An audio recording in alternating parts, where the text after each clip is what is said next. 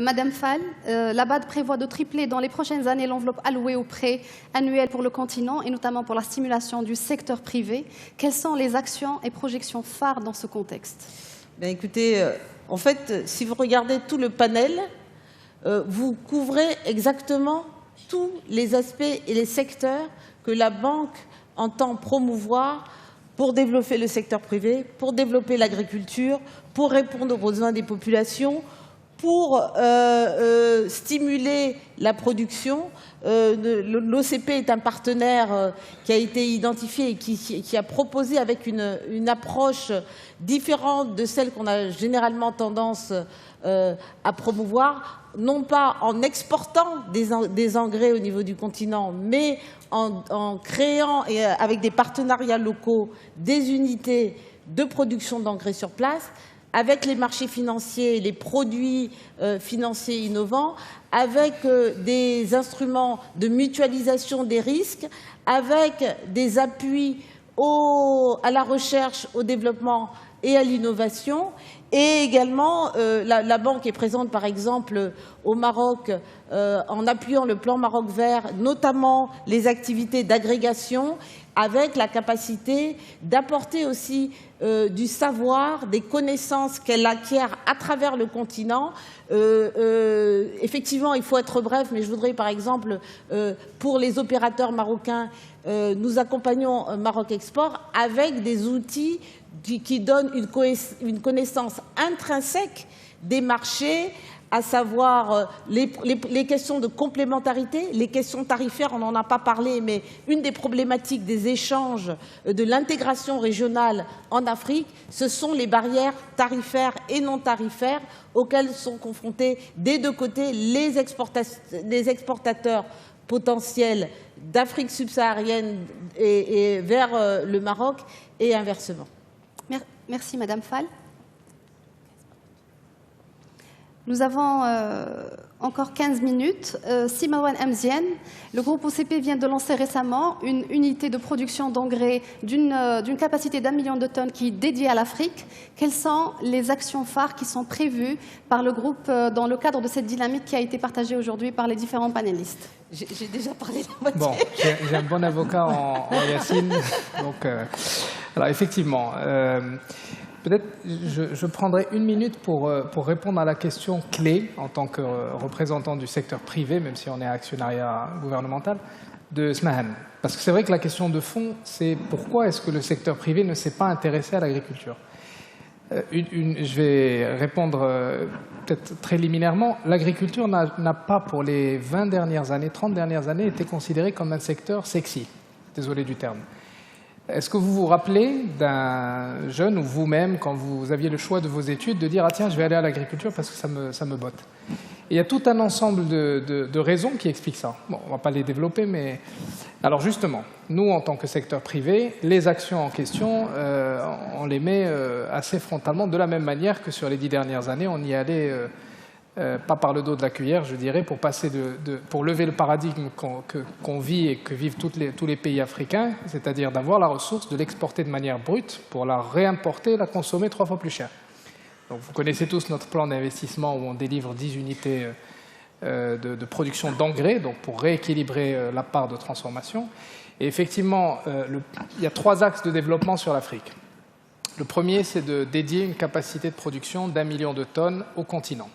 Ça lève ce dont je parlais tout à l'heure, c'est-à-dire l'indisponibilité de l'engrais. La volatilité, eh bien on dit OCP, il y a 1 million de tonnes qui ne va nulle part ailleurs qu'en Afrique. C'est à mettre en rapport avec une consommation totale d'engrais phosphatés de 3 millions de tonnes. Donc on immobilise 1/3 pour l'Afrique. Le deuxième point, ça c'est l'investissement au Maroc, il faut effectivement investir localement parce que d'ailleurs, même dans le sens de l'innovation, souvent notre président dit que l'innovation est locale, mais c'est la technologie qui est globale. Donc, on investit localement par des bureaux de représentation, par des filiales. On en a ouvert une à Addis Abeba, on en a ouvert une à Abidjan. On considère des capacités de production locales et on est même sérieusement en train de considérer des investissements dans la logistique, justement, pour pouvoir débottlenecker un peu tout ça et soulager les prélèvements de rente, de financement, etc. C'est important parce que ça permet de se rapprocher du fermier qui est finalement le pourvoyeur de signaux. On vient d'une industrie, malheureusement, où les révolutions vertes ont été faites par un supply push, c'est-à-dire que c'est les producteurs qui ont poussé un engrais standard, peu importe s'il était bon ou pas, alors que là, en Afrique, l'équation est un petit peu différente. Ça ne peut être qu'un demand push, parce que la demande est tellement variable, est tellement différenciée en quantité, en qualité de produit, pour les bons sols, pour les bonnes cultures, qu'on ne peut pas attaquer ça traditionnellement. Donc je rejoins aussi le point sur le changement de business model. Troisième grand axe, c'est effectivement l'innovation produit, donc produire les bons engrais au bon moment pour les bonnes cultures. Et donc ça veut dire investir du capital avec les filières.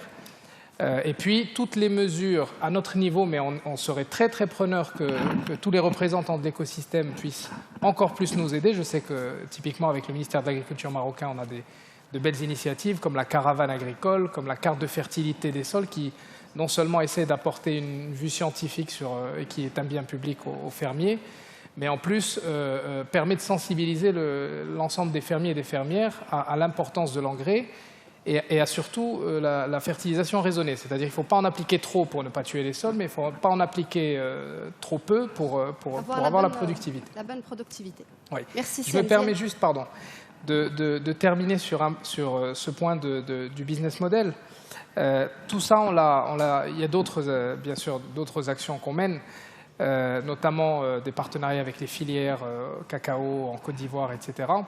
Mais tout ça a démarré il y a 7 ans, donc on est aussi humble dans le sens où, même si on est une compagnie africaine qui a 100 ans d'existence maintenant, enfin un peu moins, nous n'en avions pas nécessairement conscience de ce changement de business model requis, et il va se matérialiser dorénavant à travers la création d'une filiale dédiée qui s'appelle OCP Africa et qui a pour vocation de mener plus avant le développement africain d'OCP, qui a été annoncé ce matin à Marrakech dans un forum de l'industrie. Merci Siam Diène. Monsieur Noah, je vous demanderai aimablement d'être réellement très bref pour pouvoir donner la chance aux panélistes qui n'ont pas encore pris la parole within le timing qui nous a été donné. Comment peuvent aujourd'hui s'organiser les acteurs locaux pour impulser une dynamique de la coopération sud-sud en prenant leur place dans le marché des commodities, sachant qu'aujourd'hui la place est prise par des traders agrobusiness en Afrique, notamment dans la filière cacao. La région Cameroun, Ghana, Nigeria, et vous en avez parlé tout à l'heure, et la Côte d'Ivoire à elle seule représente un grand poids de la production de la fève et qui pourrait, à travers une transformation, être une force de proposition industrielle pour le continent. Oui, je pense qu'on a essayé, dans les démarches qu'on avait, on a essayé de développer des partenariats avec des personnes en Côte d'Ivoire, des personnes au Ghana. Et on a été très encouragés. Simplement, je pense qu'il y a, chez nous les Africains, il faut qu'on enlève les barrières psychologiques. Ça, c'est la première étape. Il faut enlever les barrières psychologiques. Deuxième étape, je pense qu'il faut toiletter notre réglementation. Parce que c'est anormal qu'un pays interdise d'exporter des fèves vers d'autres pays d'Afrique, alors que c'est autorisé de l'exporter vers des pays européens. Alors qu'on trouverait facilement une complémentarité si on le faisait dans ce sens. Il y a eu une autre barrière, mais je pense qu'aujourd'hui, cette barrière est réglée. Cette barrière est réglée. C'était la barrière financière. Alors, il y a 10 ans, quand j'ai acheté la première usine pour faire le décortiquage du café, j'ai eu 3 devis. Un devis qui venait du Brésil à 20 millions, de l'Allemagne à 150 millions, de la Suisse à 250 millions. Mais le Brésil semblait être quelque chose d'assez intéressant, d'assez rentable. Mais la banque qui finançait est une banque européenne qui nous a dit que ce n'est pas un outil européen. Ben, écoutez, le Brésil, la Côte d'Ivoire, le Ghana, c'est des pays sud-sud. Mais la bonne nouvelle, c'est qu'aujourd'hui, je prends l'occasion pour vraiment remercier Attijari Ouafa, la SCB Cameroun, qui croit en nous et qui a cru en nous. C'est une banque d'un pays d'Afrique, donc qui nous a fait confiance, qui nous a soutenus dans cette aventure. Donc, je lance un appel à la chocolaterie chérifienne. Je pense qu'il y a encore de la place pour faire des choses. C'est un pays ouvert au tourisme, dont on peut penser qu'on peut partir de ce qui est aujourd'hui des produits semi-finis vers des produits finis avec cette chocolaterie. Je sens bon l'offre du président de la coopérative, on a commencé à échanger, pourquoi pas mettre en place un MOU pour que nos coopératives se fréquentent, parce qu'on est confronté à la garantie, mais aussi on est assez désorganisé, donc on peut profiter de son expérience. Excellent, Monsieur Noah. Monsieur Gan Koulibaly, en quoi la mission du tiers détendeur peut-elle aider au déclenchement et à la stimulation des décisions de financement octroyées par les banques commerciales privées pour couvrir les risques de ces transactions sur la chaîne de valeur agricole? Merci beaucoup. Effectivement, la tierce détention, nous, dans notre jargon, généralement, on l'appelle le financement structuré, parce qu'aujourd'hui, nous nous sommes rendus compte que le financement classique est désuet. Il faut que nous sortions de financement par le passé qui ne permettait pas fondamentalement de pouvoir permettre aux opérateurs africains de pouvoir rentrer véritablement dans leurs fonds. Alors, donc, pour ce qui est du financement structuré, c'est un financement de transactions. Donc, on n'aura pas besoin de gages en termes de garanties hypothécaires et autres. C'est des choses, aujourd'hui, pour nous n'avons pas besoin de demander ça, cela du moins à nos parents africains. Alors, le financement structuré demande simplement 3 fondamentaux. Le premier, c'est un contrat de vente ferme. Le second, c'est l'ouverture d'une LC par l'acheteur-acquéreur du produit. Et la troisième condition, c'est tout simplement un contrat d'achat, pour être sûr qu'on n'aura pas de problème d'approvisionnement. Alors, dans la salle, je suis sûr que quand vous aviez entendu Attijari Wafa Bank, tout le monde s'est dit qu'il y avait de l'argent à prendre ici. Effectivement, nous sommes là à CE, nous avons déjà une convention avec Attijari Wafa Bank, nous sommes prêts à vous accompagner. Quel que soit le pays, au fond fin de l'Afrique, nous sommes prêts à prendre ces risques. Parce que vous avez un avantage avec nous, c'est que nous connaissons les produits. Le cacao, nous le connaissons parfaitement. La noix de cajou, le coton, nous les connaissons parfaitement. Donc, il n'y a pas de risque en termes de structuration qualitative, quantitative et poids. Donc, déjà, pour cet élément, pour vous dire que nous sommes ouverts, on n'avons pas assez de temps pour développer un peu ce que c'est que le financement structuré fondamentalement. Mais nous aurons l'occasion de discuter dans les B2B avec vous pour vous présenter un peu l'avantage pour vous. Pour ce qui est des banques, il n'y a pas de risque. Aujourd'hui, pour vous, le risque est porté par ACE. On vous dit tout simplement, mettez l'argent à disposition des Africains. Nous n'arrivons pas à comprendre que ce système est approprié, du moins les pays européens se sont appropriés ce système que nous avons présenté. Et nous, malheureusement, en Afrique, les banques africaines sont encore frileuses. Pourquoi? Il n'y a aucun doute. Faites-nous confiance, nous allons vous y accompagner. Je vous remercie. Merci, merci, Monsieur Dangon Nubali. Mr. Nouli, chers téléspectateurs, vous êtes de retour sur le plateau d'Africa 24 en direct de Casablanca au Maroc dans le cadre du Forum international Afrique Développement. Et nous recevons d'ailleurs l'un des co-organisateurs de ce forum, puisque Mohamed El Kettani, vous êtes le président directeur général du groupe Attijari Wafa Bank. Soyez le bienvenu. Merci, merci à vous. Alors, on va débuter tout d'abord par le thème, les thèmes choisis. Agriculture et énergie. Pourquoi avoir lié les deux? Parce qu'ils sont intimement liés et ce sont 2 enjeux majeurs pour le développement de notre continent africain. Le comité organisateur de cette 4e édition s'est penché sur les thématiques que nous pouvons justement discuter pendant ces 2 jours avec des experts internationaux, des bailleurs de fonds internationaux et des opérateurs privés et aussi des membres du gouvernement de pays africains. Et je crois que le consensus est allé vers l'agriculture et l'électrification du continent pour la simple raison que nous avons 600 millions d'Africains qui n'accèdent pas à l'électricité et nous avons la moitié de la population africaine qui souffre de malnutrition alors que paradoxalement l'Afrique dispose de 800 millions d'hectares arables qui ne sont pas exploités et qui ne demandent qu'à être exploités. Et justement, ces thématiques vont être débattues entre experts et opérateurs, comme je l'ai dit, et gouvernants, pour essayer de trouver les meilleurs sentiers de développement de projets qui permettent à l'Afrique de résorber le déficit en énergie électrique, parce que nous ne pouvons pas industrialiser le continent africain, nous ne pouvons pas fixer une partie de la chaîne de valeur pour transformer nos matières premières si on ne dispose pas de capacité de production énergétique. Et nous ne pouvons pas aussi développer l'agriculture moderne à même d'améliorer la productivité et la rentabilité des sols africains si on n'a pas l'énergie électrique. Voilà. On entend souvent parler effectivement d'agriculture, d'énergie, d'électrification du continent, mais souvent ça se passe justement en dehors du continent. Est-ce que le facteur Made in Morocco. Donc le fait que ça se passe ici à Casablanca, est-ce que vous pensez que ça apporte une touche différente qui peut susciter de nouvelles idées? Pourquoi pas? Oui, pourquoi pas, parce que nous sommes en terre africaine. Casablanca est une capitale parmi les capitales africaines. C'est un carrefour historique qui est un point cardinal entre l'Europe, le Moyen-Orient, les Amériques et l'Afrique subsaharienne. Et puis, la connectivité nous a facilité la chose, puisque nous avons une connectivité avec pas moins de 35 capitales africaines. Et je peux vous assurer que la mobilisation, parce qu'on s'attendait à 1400 opérateurs économiques, nous avons déjà 2400 inscrits aujourd'hui pendant ces 2 jours, qui viennent de 29 pays, dont 24 pays africains. Et je dois signaler aussi à vos téléspectateurs que nous avons 7 pays hôtes de cette manifestation qui viennent exposer les opportunités d'investissement, notamment dans le domaine agricole et de l'énergie électrique. En plus de ça, ce que nous souhaitons, c'est que les Africains se parlent entre eux et essaient de présenter les expériences qui ont abouti à du succès, mais aussi les échecs.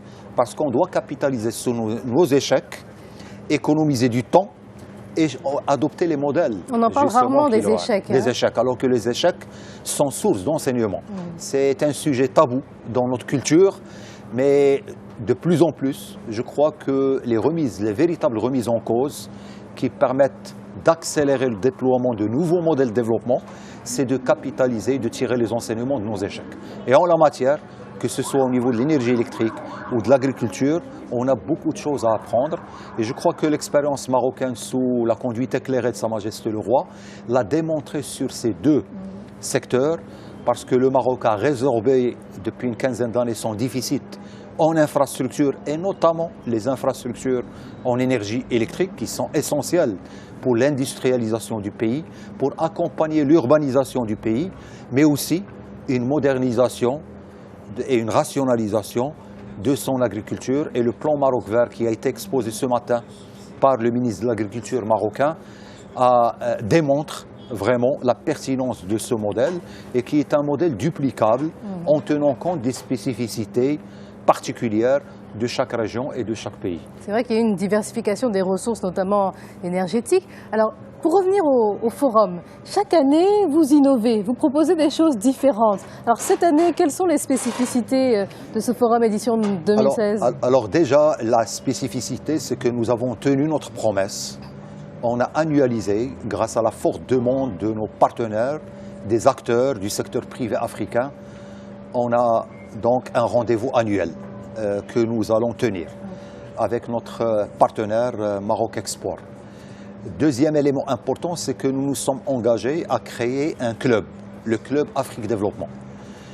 L'innovation aussi de cette année, c'est que le club est opérationnel. Donc aujourd'hui, il y a un stand du club qui reçoit les adhésions de ses membres. Et l'ambition, c'est vraiment de créer cette plateforme d'échange, de dialogue entre opérateurs privés, mais aussi entre opérateurs privés et les émanations des gouvernements, les administrations, les agences de promotion, d'investissement, etc. Nous avons aussi innové en réservant une place particulière à l'entrepreneurship. Parce que, pour la simple raison que le salariat, à lui seul, n'est pas le seul remède pour apporter des solutions au chômage des jeunes diplômés africains. De moins en moins d'ailleurs. De moins en moins. De moins en moins. Donc il va falloir aider les jeunes à entreprendre. Et surtout qu'aujourd'hui, on a un saut technologique important qui nous permet d'économiser les modèles traditionnels de développement, de l'industrie lourde, etc. Donc aujourd'hui, l'ère de l'Internet, de la robotique, du traitement des données, tout ça permet à nos jeunes créatifs, intelligents, d'entreprendre et de créer des emplois autour d'eux. Donc l'entrepreneurship va avoir une place toute particulière au sein de cette 4e édition. Et nous allons aussi fêter et nous accorderons des trophées à des jeunes créateurs africains. On en parler justement. Voilà. Mais alors, en ce qui concerne les demandes de participation, l'année dernière, vous avez été submergé par les demandes. Alors cette année, est-ce que vous avez pu justement ouvrir, élargir le champ pour permettre à plus de participants d'accéder à ce forum? Alors justement, la demande est très forte, je ne vous cache pas. Les équipes ont clôturé les inscriptions il y a déjà 2 semaines de cela, pour des raisons de capacité logistique. Nous souhaitons quand même organiser un forum dans de bonnes conditions d'accueil pour que les gens soient dans des positions confortables, leur permettant de dialoguer, peut-être de conclure des opérations de partenariat et d'organiser valablement des rendez-vous productifs entre acteurs africains. Donc notre espoir, et nous l'avons formulé aux autorités de Casablanca, c'est de disposer d'une capacité d'accueil de plusieurs milliers de congressistes, parce que nous pouvons aller jusqu'à 4 000 ou 5 000 opérateurs qui ne demandent qu'à être fédérés pour faire de l'intégration sud-sud une réalité et lui donner corps. Parce qu'il faut permettre justement à ces personnes-là qui sont intéressées de pouvoir y participer. Et alors, est-ce que 2 jours c'est suffisant, 2 journées pour organiser tous ces rendez-vous entre des milliers d'hommes et de femmes d'affaires? Tout à fait. Alors, votre question est très pertinente et c'est l'interrogation que nous nous sommes posée suite aux sollicitations de tous les acteurs et tous les participants potentiels, et c'est ce qui nous a amené à mettre en place le Club Afrique Développement. Donc le forum sera un moment fort dans l'année. Ça va mobiliser des opérateurs, des acteurs politiques pendant 2 journées. Mais tout au long de l'année, aujourd'hui le Club Afrique Développement est en train de mettre en place ses antennes à travers tout le réseau de Tijari Wafa Bank dans les pays où nous sommes présents, nous sommes opérateurs, et il va offrir un certain nombre de services à ses adhérents.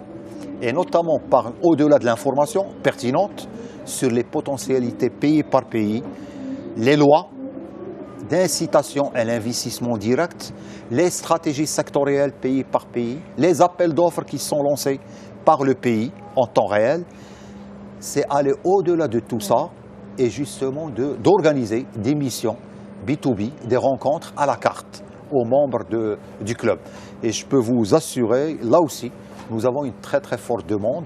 Et comme ça va être dans un univers virtuel, puisque nous avons mis en place un site interactif dans ce sens-là, nous allons aussi ouvrir le continent africain sur des opportunités à l'échelon mondial, puisque nous scellons 2 conventions importantes aujourd'hui. L'une avec BPI France, qui apporte une base de données de plus de 30 000 opérateurs économiques à travers le monde. Et nous scellons aussi un accord de coopération avec le groupe Santander qui ouvre une grande fenêtre sur l'Amérique latine, sur l'Europe et l'Asie pour 35 000 opérateurs à travers le monde. Donc voilà un gisement extraordinaire qui s'ouvre à nos acteurs africains en matière d'investissement ou de commerce extérieur. Et juste au niveau du suivi, alors par rapport à l'édition de l'année dernière, oui, vous avez suivi un certain nombre de rencontres qui ont eu lieu, etc. Les conclusions de tout ça, les effets, les conséquences, comment vous les jugez? Alors, moi je suis vraiment très très optimiste pour dire que nous ne sommes qu'au début de l'aventure. Entre la première édition et la 3e édition, on a quadruplé, donc on a multiplié par 4 le nombre de JV et les volumes des opérations de commerce extérieur intra-africain. Donc c'est quand même très encourageant. Et ça dénote qu'on part pratiquement d'un palier extrêmement bas. Donc tout le potentiel est devant nous. Et des structures comme le Club Afrique Développement va permettre d'être le catalyseur justement de hisser le niveau de la coopération sud-sud, de l'intégration régionale, mais aussi d'être imaginé demain, dans les mois à venir, le club qui va peut-être fédérer 3 000 ou 4 000 opérateurs économiques du continent africain qui vont porter d'une seule voix leurs préoccupations, les défis à relever, les handicaps à combattre pour justement promouvoir et libérer les énergies, promouvoir et libérer les investissements créateurs d'emplois auprès des gouvernants. Donc ça va être aussi un porte-drapeau de la voix du secteur privé africain auprès des gouvernants pour faire bouger les lignes et améliorer le doing business et l'environnement des affaires au niveau du continent africain. Donc solidifier les liens entre les acteurs économiques du continent. Tout à fait. Et pour terminer, alors, c'est les trophées que vous remettez chaque année, cette année. Alors, vous avez en plus fait un zoom sur les jeunes. Tout à fait. Alors, les trophées, on a démarré la première édition en s'intéressant à toutes les entreprises transnationales, transafricaines, qui ont développé à leur manière, qui ont contribué à l'édification de la coopération sud-sud. Donc, c'est un trophée qui est bien installé aujourd'hui. Le jury mobilise les patrons des patrons d'un certain nombre de pays de manière libre et indépendante. C'est eux qui choisissent à travers donc, une étude minutieuse les donc trois. Vous n'intervenez pas. Nous, on n'intervient pas, en toute sincérité et en toute franchise. Donc, c'est les patrons du patron, c'est une affaire du secteur privé et c'est eux qui choisissent. Ça, c'est le premier point. On a innové l'année dernière et nous continuons à consolider cette belle expérience. C'est que nous souhaitons réserver une place au génie africain. Parce que nous avons beaucoup de talents parmi les jeunes entrepreneurs. Et il faut qu'on les fête.